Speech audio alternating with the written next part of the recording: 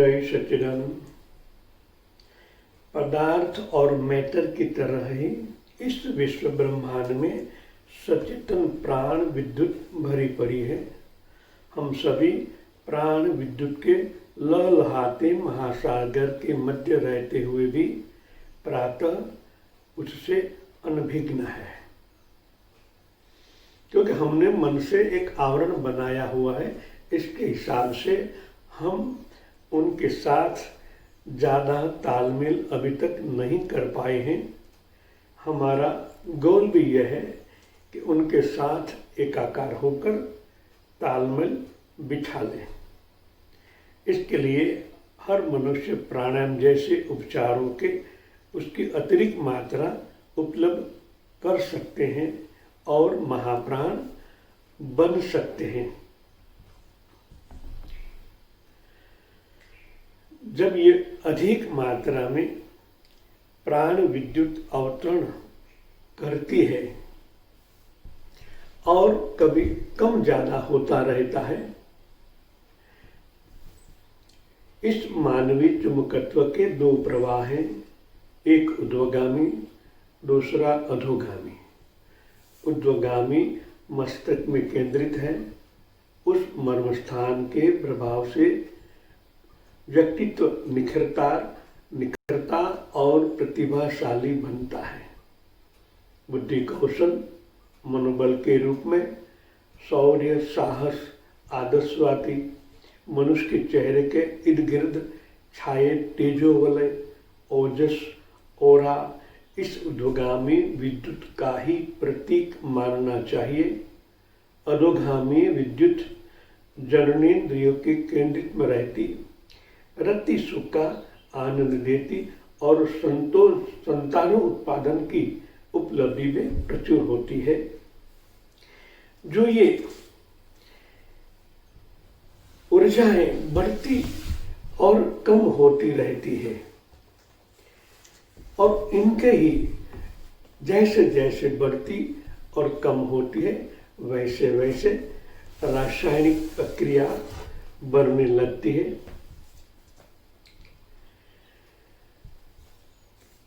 रासायनिक ऊर्जा, chemical energy ऊर्जा का यह रूप पदार्थ के अणुओं एवं परमाणु के मध्य रासायनिक बद्ध केमिकल बॉन्ड के रूप में पाया जाता है। इन बंधों बॉन्ड के टूटने पर ऊर्जा मुक्त होती है और पदार्थ के बनते समय ऊर्जा इन बंधों इकट्ठी होती जाती है।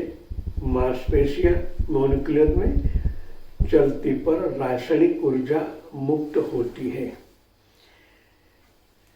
जो ये हमारे अवयव है,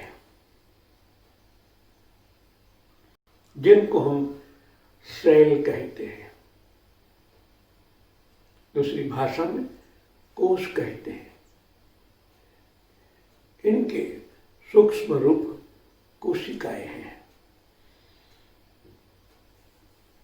जब अनेक सेल कार्यान्वित होते हैं तब ये घर्षण उत्पन्न होता है, एक अलग प्रकार की ऊर्जा संचारित होती है और जब वो कोशिकाओं में ट्रांसफर होता है तभी भी उनका रूपांतर होता है अति सूक्ष्म ऊर्जा में,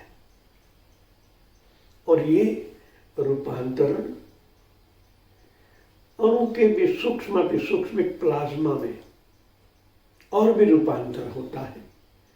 इनके द्वारा ही हमारा पूरा शरीर एक बिजली के घर की तरह चलता फिरता ऊर्जा केंद्र बन जाता है। वहां से वो बाहर निकलता है। हमारे ऊपर की जो प्लाज्मा नसें हैं वो हमारी चमड़ी के साथ जुड़ी हुई है और चमड़ी के भी जो पसीना निकलने वाले हैं वहां से बाहर निकलती है। ये ऊर्जा प्राण की रूपांतरित हुई एक एनर्जी है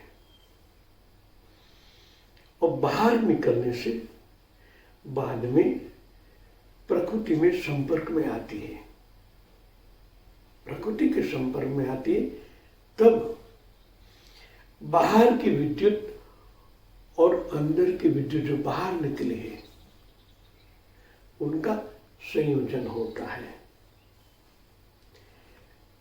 और भी रूपांतरित होना, उनको हम औरा आभा मंडल कहते हैं।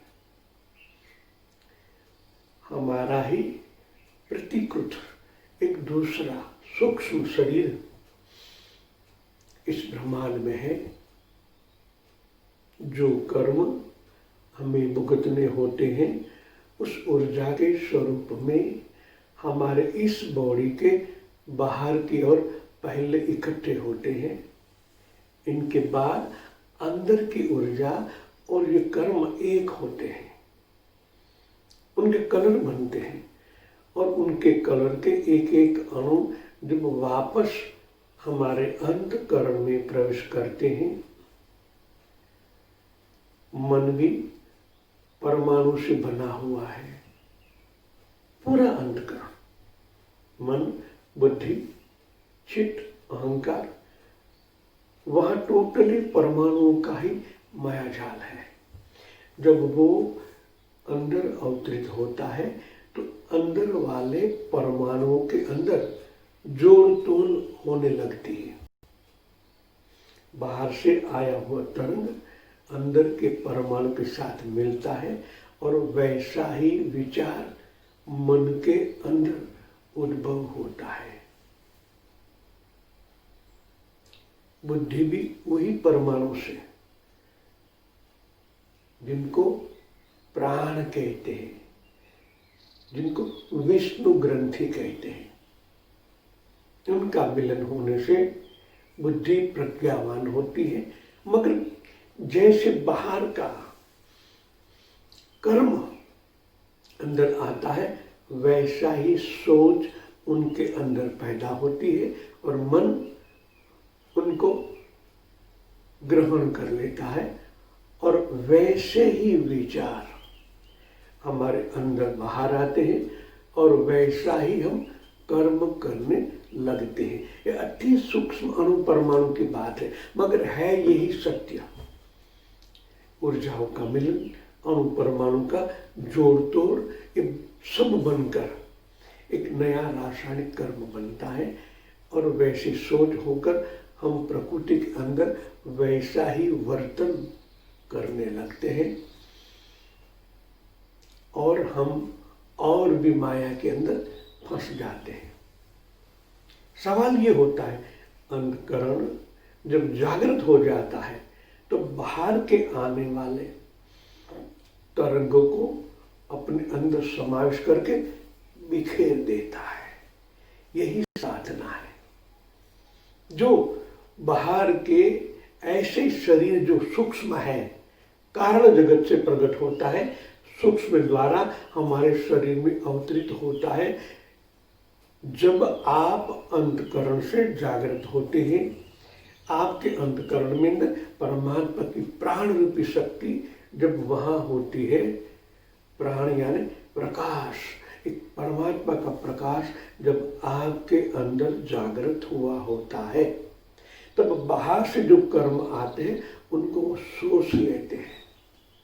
अपने अंदर सोच लेने के बाद, मतलब एकाकार होने के बाद उनको विकेंद्रित कर देते हैं, तोड़ देते हैं और आप कर्म से बच जाते हो। यही परमात्मा का साक्षात्कार कहते हैं। और सजग अवस्था, धीरे धीरे आप टोटली कर्मों से विमुक्त हो जाते हो। विमुक्त होना, आत्मा भी विमुक्त होना। आत्मा बंधन है, बद्ध है अपने ही आवरण से। धीरे धीरे ये आवरण हट जाते हैं और आप मुक्तात्मा बन जाते हो। जय सच्चिदानंद।